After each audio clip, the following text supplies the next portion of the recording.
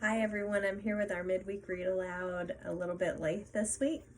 We are coming up on the Bible story where we're going to see the Passover, the last plague that God is going to send against the Egyptians so that they will know He is the Lord, is the death of the firstborn son in the households of the Egyptians.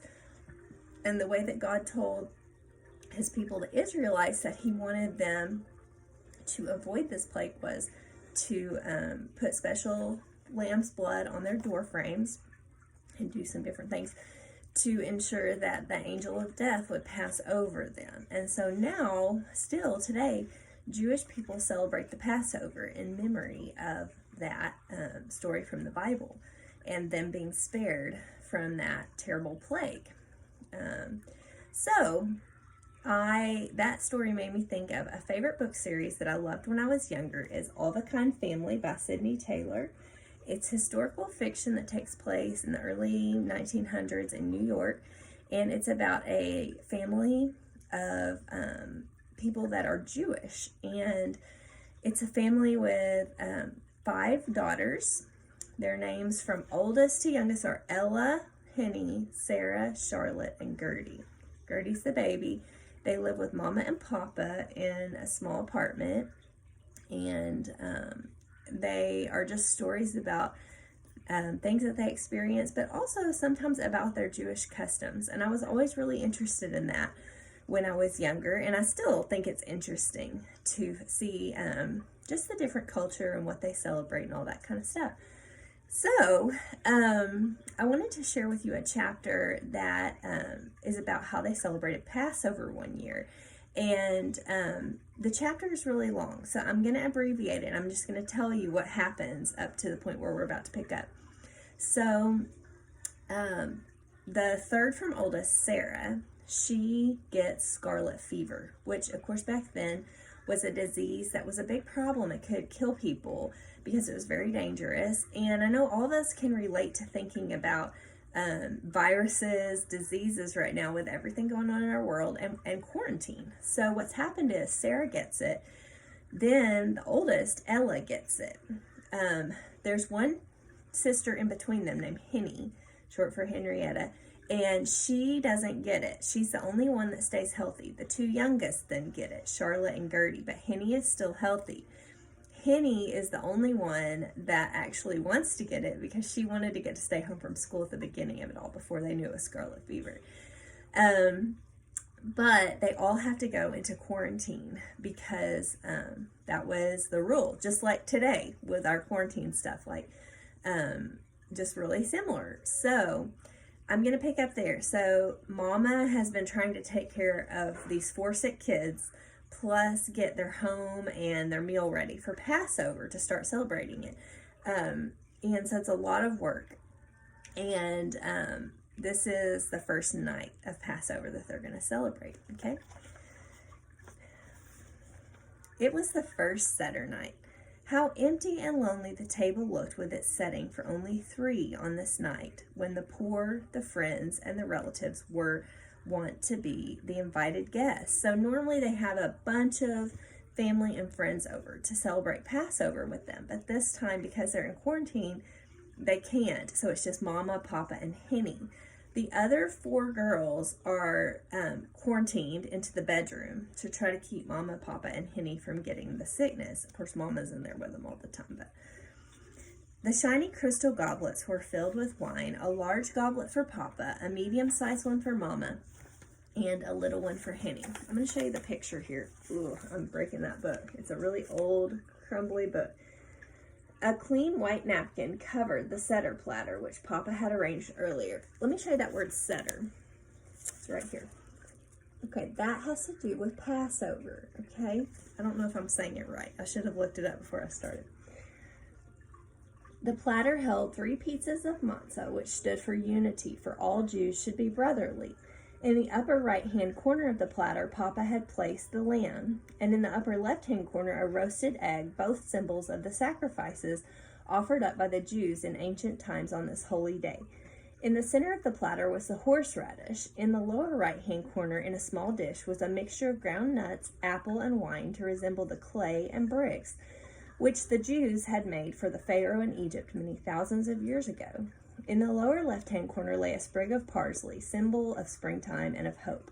So you can tell they have a lot of very specific ways of laying things out for remembering the things that their people went through so long ago. Papa's Moorish chair and the leather couch were pulled up close to the table and piled high with cushions, for on this night Mama and Papa would recline as king and queen while they ate their meal.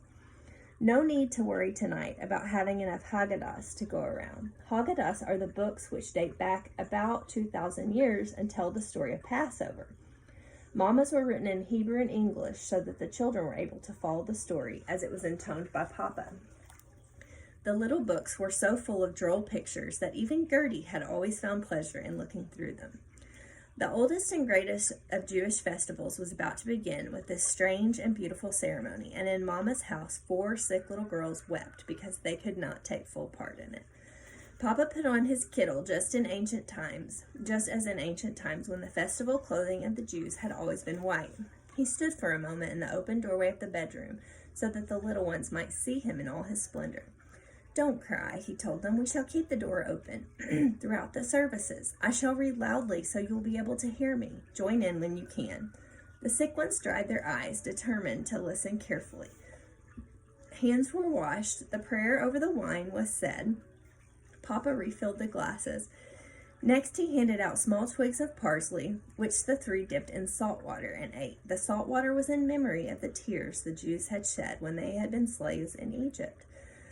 Papa broke the middle piece of matzah and put a large piece away between the pillows in on his chair. Every other setter, the children had watched him attentively at this point, for the child who could succeed in removing this hidden piece of matzah without Papa's discovering it till the end of the setter would receive as her reward whatever gift she chose to ask for. Papa had always had difficulty determining who the thief was, but tonight there would be no cause for doubt because there's only Henny in there, right? The Haggadahs were open, and Papa began to chant in Hebrew, "All who are hungry, come and feast. All who have no setter of their own, come and join." They soon reached the part of the ceremony where the youngest in the family asked the father 4 questions which call for an explanation of this festival. For weeks, Gertie, the youngest, had been rehearsing her part. Now she wasn't even at the table to say it.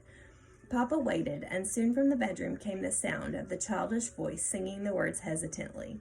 "Father, why is this night so different from other nights?" When she had finished, Papa began reading swiftly. Only his voice chanted aloud, whereas on other Saturday nights the table hummed loudly with the chanting of all the invited guests. The service continued. Page after page was turned as Papa chanted until finally the Haggadahs were laid aside. The meal was about to begin. Once hands were washed, Papa gave his table companions a bit of matzah, and a benediction was recited by the 3. Next, the portions of bitter herbs were eaten. Mama brought a bowl full of hard-boiled eggs to the table. They were dipped into salt water and then eaten. After this first course came chicken soup with matzah balls, chicken, vegetables, and stewed fruit. When the meal was over, Papa looked for his afikomen, the hidden piece of matzah. It was gone. Gertie cried out from the bedroom, "I wanted to steal the afikomen. I never had a chance before. Everybody promised they'd let me tonight. Now I won't get a present." "Never mind, Gertie," Henny called out in answer. "I've got it, and I'm not going to give it back to Papa unless he promises to give us both something." Papa's eyes twinkled merrily. "It looks like I'm being held up. Well, what do I have to offer you in exchange for the afikomen?" "I want a little wash tub and a little washboard so I can wash my dolly's clothes," Gertie answered at once. "Good enough," Papa said. "How about you, Henny?" "Oh, I'll take a nickel. Now, do you solemnly promise to give us both what we asked for?" Papa promised, and Henny handed over the afikomen. Papa broke off a piece for each one to be eaten as dessert. Just as in the old days, a piece of the lamb was given to each person who came into the temple. And now it was time to open the door for the prophet Elijah, who will someday announce the coming of the Jewish Messiah. Now, their beliefs differ from our beliefs as Christians. We believe that Jesus was the Messiah, is the Messiah. They don't believe in that, and so it's very different. But I do think it's interesting to see how they celebrate the Passover story, which we've been studying in Exodus. So a glass of wine had been poured for Elijah, for it is told that he visits every home on the Saturday night. The door was open to allow him to enter, so that he might partake of the wine. Always the children would watch the door intently, hopeful that they might see the prophet, or at least hear the rush of his wings as he flew in. Somehow they never saw, they never heard, but they were sure every time that the glass held a little less than it did before the door was opened. "Papa," they called out, "is there less in the glass?" "Yes," Papa replied, "I can see he was here." And Henny echoed, "Yes, he was here." It was late. The sick ones were tired, so they dispensed with the usual singing of folk songs. Mama and Henny cleared away quickly, and the first Seder night was over. So the first night of their Passover was finished. So I just think that it's interesting to look at other people's customs, and especially when they come from Bible stories that we understand and we've read and learned about. So All the Kind Family is the name of that series by Sydney Taylor if you're interested in learning more about those. And I hope you guys have a great week. Bye-bye.